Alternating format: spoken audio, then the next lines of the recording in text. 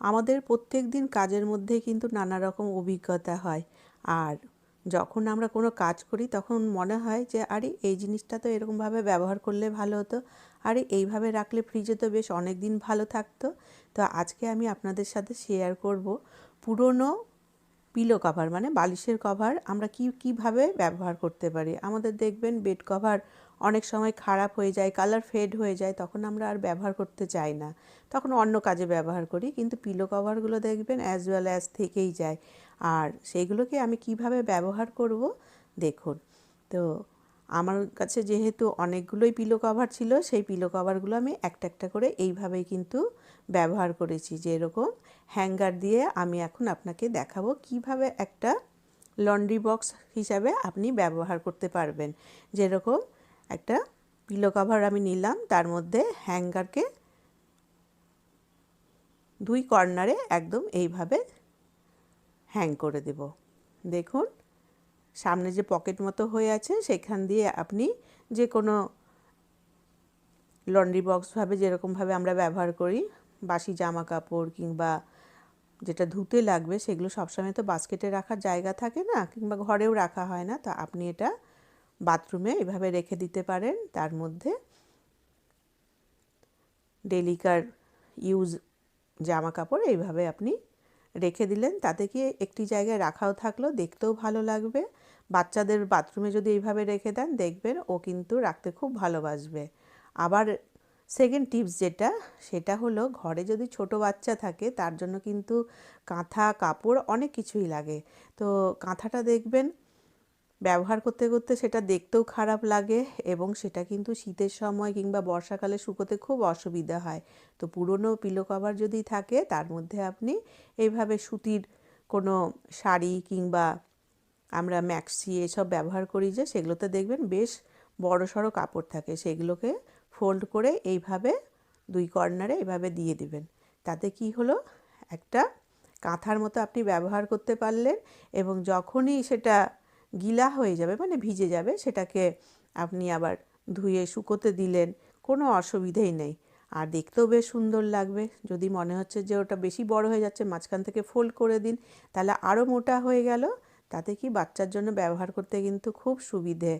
আর কাঁথা দেখবেন শুকোতে কিন্তু খুব অসুবিধে হয়।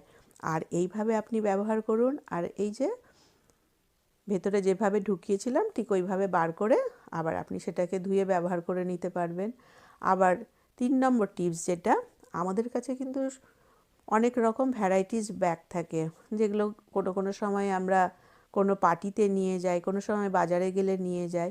তো কিছু ব্যাগ থাকে যেগুলো খুব ভালো থাকে, যেগুলো আমরা রোজকার রোজ ব্যবহার করি না। তো এই ব্যাগগুলোকে কিন্তু আমি এইভাবেই পুরনো পিলো কভারের মধ্যে মানে বালিশের কভারের মধ্যে এইভাবে রেখে দিই। তবে কিন্তু ব্যাগ যখন রাখবেন না, ভেতরে কোনো একটু পেপার দিয়ে রাখবেন, তাতে কি ব্যাগটা ফুলে থাকবে, তাতে কি হয় সেটা নষ্ট হয়ে যায় না। আপনারা নিশ্চয়ই কোনো দোকানে যখন ব্যাগ কিনেছেন তখন দেখবেন ওদের ব্যাগের ভেতরে কিন্তু অনেক পেপার থাকে। এই ব্যাগটা দেখুন ভেতরে না খুব বেশি স্পেস নেই, এই জন্য আমি কোনো পেপার রাখিনি। এটাতে একটা পুরনো কাপড় আমি এইভাবে ফোল্ড করে ভেতরে রেখে দিই। তাতে কি হয়, জিনিসটা পুরো একদম ফুলে থাকবে এবং জিনিসটা খারাপও হবে না। এবার এটাকে আমি একটা এইভাবে পিলো কভারের মধ্যে ভেতরে এইভাবে রেখে দিলে না, এটা অনেক দিন ভালো থাকবে। এই ব্যাগগুলো কিন্তু আমার ৬-৭ বছরের পুরনো, কিন্তু দেখলে বিশ্বাস হবে না যে এগুলো আমার এত পুরনো ব্যাগ আছে। এই জিনিসগুলোকে আমি এইভাবেই যত্ন করে রাখি। তো আপনাদের কাছেও যদি এই ধরনের ব্যাগ থাকে যেগুলো রোজকার ব্যবহার হয় না, সেগুলোকে কিন্তু আপনি এইভাবে রাখতে পারেন। আর এই যে যেরকম আরেকটি ব্যাগ, এটা কিন্তু আরও বেশি পুরনো, সেই ব্যাগটা কিন্তু আমি এইভাবেই ব্যবহার করেছি বলে এটা এত সুন্দর হয়ে আছে। আমাকে যখনই দেখে এই ব্যাগটা নিতে, তখন বলে এটা কত পুরনো তোমার ব্যাগটা, অথচ এত সুন্দর হয়ে আছে কেন? তখন আমি ওদেরকে বলি এইভাবে কিন্তু ব্যাগের মধ্যে তুমি কোনো পেপার কিংবা কোনো কাপড় গোল গোল করে মুড়িয়ে ওর ভেতরে রেখে দেবে। আপনারা নিশ্চয়ই দেখেছেন ব্যাগ কেনার সময় ওর ভেতরে কিন্তু এইভাবে গোল করে করে পেপারগুলোকে, এই দেখুন এইভাবে পেপারগুলোকে গোল করে এইভাবে ভেতরে রাখবেন। তাতে কি ব্যাগগুলো ফুলে থাকে, তো তখন একটা আরেকটার উপরে ব্যাগ রাখলে কোনো রকম এগুলো নষ্ট হয়ে যায় না। আর এইভাবে যদি খোলা রাখবেন দেখবেন তার কালারও নষ্ট হয়ে যায়, একটার গায়ে আরেকটা ঘষা লেগে লেগে ড্যামেজ হতে পারে। তা আপনি যদি এইভাবে পুরনো পিলো কভার দিয়ে রেখে দিলে এটা লংজারভিটি অনেক বেড়ে যাবে। আমাদের কাছে অনেক ভালো ভালো শল থাকে, সোয়েটার থাকে, আমি শল দিয়েই বললাম। আর দামি যেরকম শাড়ি, রেশমের শাড়ি, এই সব শাড়িও কিন্তু আপনি এর মধ্যে রেখে দিতে পারেন। তাতে কি হবে, কোনো ডাস্ট পড়লো না, সেই জিনিসটা নতুনের মতো হয়ে থাকবে, গ্লেজও নষ্ট হয়ে যায় না। আর শাল সোয়েটার তো আর রোজ রোজ পরিষ্কার করা যায় না, আর এই সমস্ত কস্টলি শাড়ি কিন্তু রোজ ধোয়াও হয় না। তো আপনি পরে নেওয়ার পরে সেটা রোদে দেওয়ার পরে এইভাবে যদি পিলো কভারের মধ্যে রেখে দেন তাহলে সেটা কিন্তু খুব ভালো থাকবে। আর এগুলোকে আমি ওয়ার্ড্রপে পরে সুন্দর করে সাজিয়ে রাখবো। ওয়ার্ড্রপ হোক কি আলমারিতে আপনি এইভাবে সুন্দর করে যদি রেখে দিতে পারেন তাহলে আপনার সমস্ত জিনিস খুব ভালো থাকবে এবং অনেক দিন টিকে যাবে। এখন যেরকম শীতকাল পড়েছে, তো আমি শীতের সময় এইভাবেই